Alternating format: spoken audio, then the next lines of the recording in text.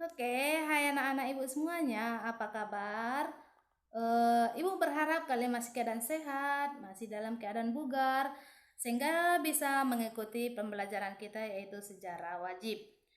Oke, mm, sebelum kita memulai pelajaran kita berdoa dalam hati masing-masing. Semoga pandemi ini cepat berlalu supaya kita bisa tatap muka di depan kelas seperti biasa.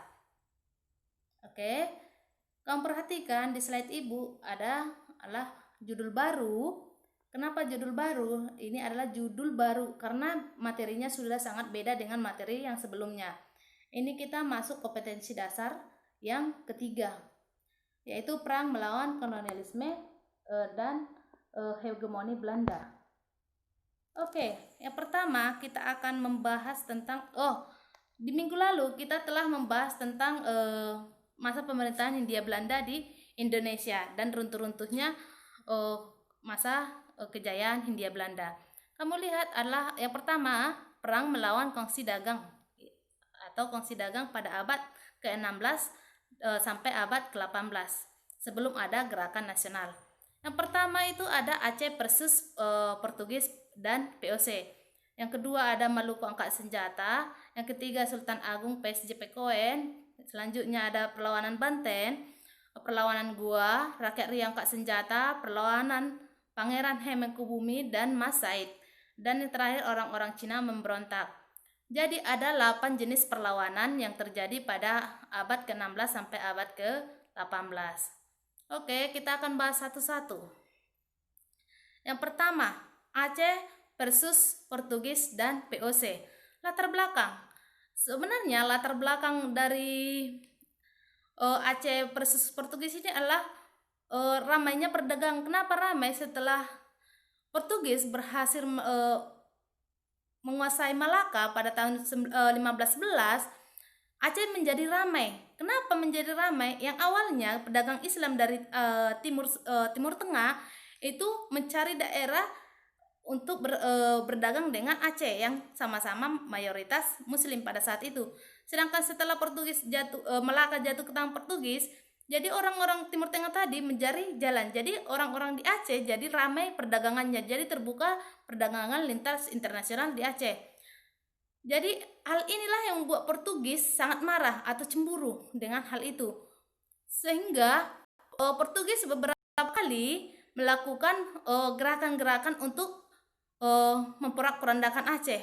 Yang pertama, itu kamu lihat pada tahun 1523 ada si Herges dan pada tahun 1524 ada si Jauza melancarkan serangan ke Aceh dengan cara menembaki kapal-kapal perdagang dari Timur Tengah dan juga menembaki kapal-kapal orang POC supaya Portugis bisa menguasai rempah-rempah dari Aceh supaya lintas perdagangan Malaka dan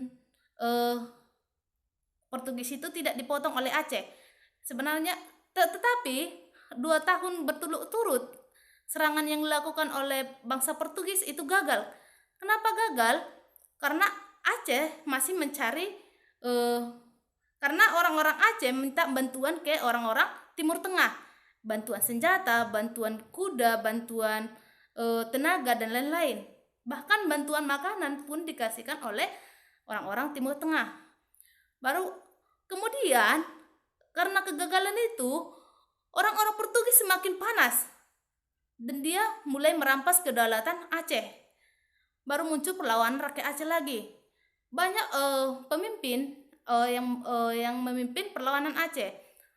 Kamu perhatikan slide, ada Sultan Ali Mukhayat Shah, ada Sultan Alauddin Riyad Shah, ada Sultan Iskandar Muda. Itu pada waktu-waktu tertentu. Baru selanjutnya Aceh versus Portugis dan masih di materi yang sama, itu persiapan Aceh. Apa yang persiapan Aceh dalam melawan Portugis?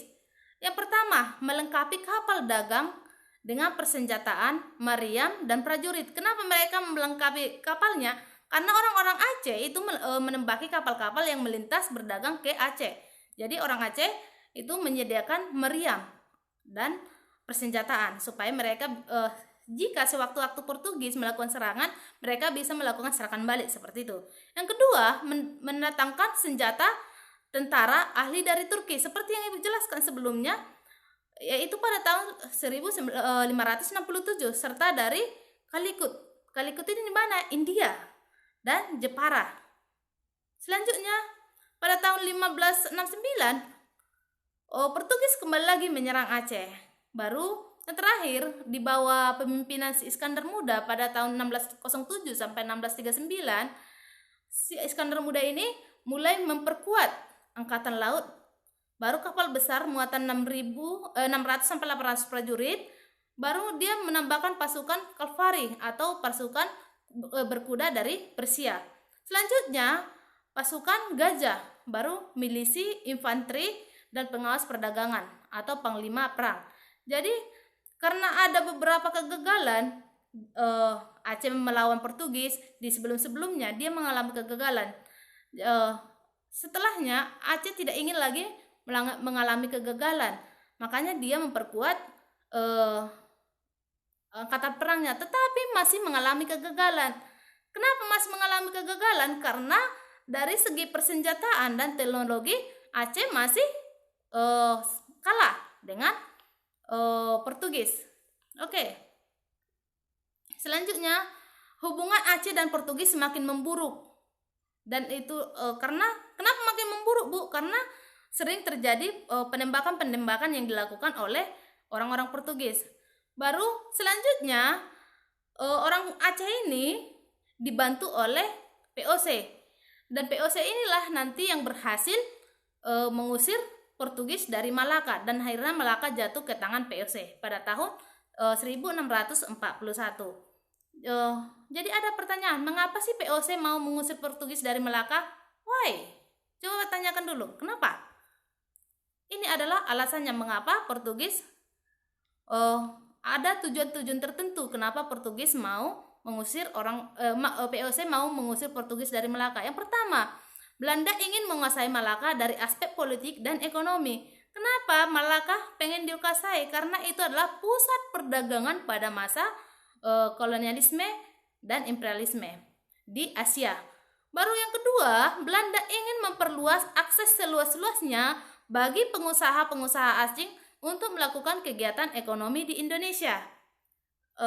Sebenarnya kalau kita kaitkan dengan materi sebelumnya, di mana orang-orang POC ini mendatangkan orang-orang Tiongkok untuk mengusahakan tanah-tanah milik Indonesia kepada Belanda. Tanah-tanah Indonesia dijual kepada Tiongkok oleh Belanda dan POC.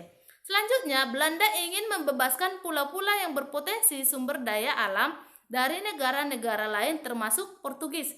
Jadi memang otak POC dan Belanda ini, POC dan Belanda itu sangat licik. Dia ada tujuan tertentu, makanya ia membantu bangsa Indonesia yang pada saat itu Aceh. Selanjutnya ada Maluku angkat senjata. Ini sebenarnya peperangan di Maluku ini adalah persaingan. Dimana kalau kita bahas lagi kedatangan bangsa Portugis ke Indonesia, tepatnya di Maluku pada tahun 1521, itu pada saat itu Ternate dan Tidore lagi tidak enak atau lagi bermasalah. Sebenarnya ini adalah satu kerajaan yang terpecah menjadi dua, kerajaan Islam yang terpecah menjadi dua, yaitu Ternate dan Tidore. Jadi orang Portugis masuk ke Indonesia tepatnya di Ternate. Jadi mereka membantu Ternate untuk menyerang Tidore. Jadi orang Ternate ini awalnya itu sangat menerima kedatangan dari Portugis karena mereka lagi kewalahan melawan Tidore. Tetapi karena orang Portugis ini semakin lama semakin melunjak, mereka mengikut campuri urusan dalam rumah tangga, urusan dalam kerajaan Ternate, sehingga nanti ada permasalahan yang timbul. Baru selanjutnya bangsa Spanyol sampai di mulai Mustafa yang saat itu Filipina, dan dia mengambil jalur ke selatan sampailah di Maluku, tepatnya di Tidore. Orang Tidore juga menerima orang bangsa Spanyol.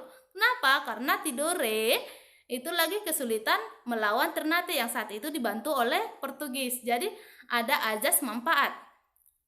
Kenapa terjadi eh, angkat senjata di Maluku? Itu pertama, kapal-kapal Portugis menembaki junjung dari Banda yang akan membeli cengkeh di Tidore. Itulah awalnya mengapa orang Maluku mulai angkat senjata, karena orang-orang Portugis sudah ikut campur dalam urusan perdagangan maupun politik dalam suatu kerajaan. Baru Spanyol dan Portugis yang tadi Portugis membantu Ternate, Spanyol membantu Tidore, ini bermasalah juga di dalam, sehingga menghasilkan isi perjanjian Saragossa. Masih ingatkah apa isi perjanjian Saragossa? Isi perjanjian Saragossa adalah di mana bangsa Portugis tetap tinggal di Maluku, sedangkan bangsa Spanyol harus kembali ke Massawa atau ke Filipina. Itu adalah isi perjanjian dari Saragossa. Selanjutnya, kedudukan tadi sesuai dengan isi perjanjian Saragossa, pendudukan Portugis tetap di Maluku, dan ini perjanjian Saragossa ini memperkuat kedudukan Portugis di Maluku, tepatnya di Ternate. Sehingga pada tahun 1565 perlawanan rakyat Ternate terjadi di bawah pimpinan Sultan Hairun. Jadi si Sultan Hairun ini sudah melakukan pemberontakan, tetapi orang Portugis ini dengan liciknya ingin mengajak Sultan Hairun itu berdiskusi atau mereka berdiskusi atau membuat perjanjian. Tetapi orang Portugis ini menipu Sultan Hairun. Kenapa ditipu? Setelah si Sultan Hairun sampai di tempat yang dijanjikan mereka akan melakukan perundingan, Sultan Hairun ini dibunuh oleh Portugis. Sehingga selanjutnya perjuangan Hairun ini dilanjutkan oleh anaknya, yaitu si Sultan Babula. Sultan Babula. Jadi dalam mempersatukan Ternate dan Tidore untuk melawan Portugis, si Sultan Babula ini berhasil dan menyatukan Tidore dan Ternate. Mereka bersama-sama melawan Portugis. Selanjutnya, pada tahun 1680 kerajaan Tidore menjadi Pascal POC atau daerah yang ingin dihancurkan POC. Sehingga Putra Alam sebagai Sultan Tidore memprotes keras Pangeran Nuku. Baru selanjutnya Pangeran Nuku dengan memimpin perlawanan rakyat berhasil mengembangkan pemerintahan yang berdaulat. Jadi mereka berhasil melawan si Maluku ini, berhasil melawan si POC ini. Jadi Maluku bebas dari penjajahan Belanda karena Tidore dan Ternate tadi sudah bersatu. Selanjutnya ada perlawanan Sultan Agung versus JP Koen. Awalnya si Sultan Agung ini mengizinkan pembangunan loji di Jepara, tetapi si JP Koen ini mulai bertindak sewenang-wenangnya, dan si Sultan Agung ini dalam cita-citanya ingin menyatukan seluruh tanah Jawa dan mengusir kekuasaan asing di Nusantara. Jadi ada cita-citanya menyatukan tanah Jawa menjadi satu kerajaan di bawah Mataram. Oke, pada 1618 si Sultan Agung mulai melakukan serangan ke Japara. Baru pada tahun 1628 dan 1629 dia sudah melakukan gerakan menuju Batavia untuk menyerang Batavia, yang dimana pada saat itu Batavia adalah pusat dari POC. Baru alasan mengapa si Sultan Agung itu menyerang Batavia ada 3 alasan. Pertama, monopoli yang dilakukan POC.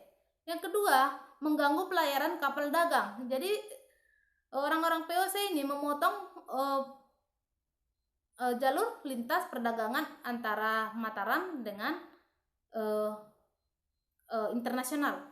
Baru selanjutnya, keberadaan POC di Batavia merupakan ancaman karena si Sultan Agung ini khawatir jika nanti cita-citanya tidak bisa dilanjutkan. Kamu lihat Oke. Serangan ke Batavia dari Mataram itu ada salah satu yang gugur, yaitu si Tumenggung Bereksa.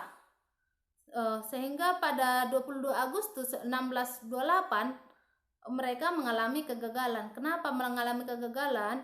Itu ada beberapa hal mengakibatkan. Yang pertama, karena sama seperti halnya, karena pergerakannya belum nasional, dia pergerakannya masih menggunakan tradisional, sehingga dari segi persenjataan orang-orang Sultan Agung atau orang Kerajaan Mataram masih kalah dengan VOC. Itu di gelombang yang pertama. Yang di gelombang yang kedua itu di bawah pimpinan si Tumenggung Singaranu, Kiai Pati Jamina, Dipati Surbaya melakukan serangan lagi terhadap JPKN. Berhasil atau tidak? Tidak, karena mereka mengalami kegagalan untuk melawan VOC. Sehingga tadi adipati-adipati tadi melakukan kegagalan. Kemudian Sultan Agung digantikan oleh putranya, si Sultan Amangkurat. Tetapi ternyata si Sultan Amangkurat ini tidak begitu kuat. Dia adalah pemimpin yang sangat lemah. Kenapa dikatakan lemah? Karena dia tidak berhasil mengusir VOC. Dia malah bekerja sama dengan VOC. Jadi si Amangkurat inilah yang menyebabkan kerajaan Mataram itu dikuasai oleh VOC, karena dia adalah raja yang sangat lemah. Dia tidak kuat. Tidak seperti raja-raja sebelumnya, seperti ayahnya si Sultan Agung dan adipati-adipatinya yang tadi, yang 3 orang yang sudah tewas melawan VOC seperti itu. Jadi tidak ada pengakhiran yang merdeka, atau tidak ada yang bisa mengusir Belanda atau VOC dari tanah Jawa seperti itu. Oke, sampai di sini yang Ibu jelaskan. Minggu depan kita akan membahas masih tetap di perlawanan abad 16 sampai 18. Ada sekitar 5 perlawanan lagi. Mungkin tidak semua kita bahas, ada beberapa saja. Karena mungkin kalau Ibu jelaskan untuk 5 ini aja, untuk 3 subjudul sudah menghabiskan waktu sekitar 17 menit seperti itu. Oke, sampai jumpa di pertemuan selanjutnya. Yang kurang dipahami boleh tanyakan Ibu. Kalaupun ada pertanyaan, pernah membaca buku ini Bu, di buku ini ada seperti ini, boleh kita diskusikan di ruang diskusi di web. Oke, sampai jumpa di pertemuan selanjutnya. See you, goodbye.